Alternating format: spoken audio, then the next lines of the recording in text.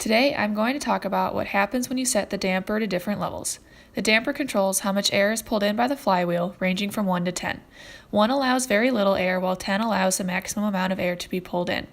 I'm going to show you 3 starting sequences of 100 meters and how my body responds to setting the flywheel at 1, 4, and 9. I'm going to start by setting the flywheel to 1. This will be the lightest setting. During the start, you can see that it's pretty easy for me to get the wheel spinning and get going. And overall, it felt pretty light. As I kept going, it started to feel like I couldn't really apply all of my power, and I just kind of started spinning my wheels. When you're rowing, you want to use your body weight to your advantage and try to hang off that handle as much as you can. It felt like I couldn't do that as much here because it was so light. Looks like I was able to keep my stroke rating pretty high to 33, and my average split ended up being a 149.8. Now I'll do this again with the flywheel at 4. The start on this one is going to look pretty similar. It wasn't too hard to get going, but it's not quite as fast as when it was set to 1.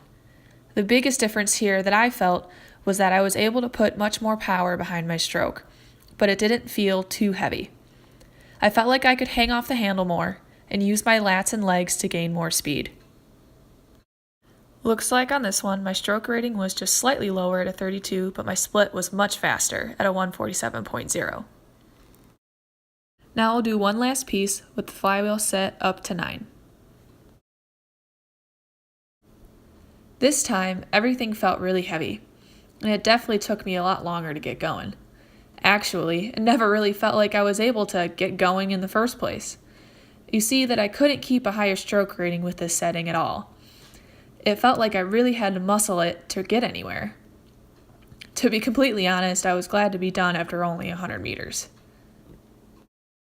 You can see my stroke rating was the lowest on this one at a 29 with an average split of a 147.7. This is actually slightly slower than the 147.0 that I got when it was set to a 4. In my opinion, having the damper set around 4 is really the way to go.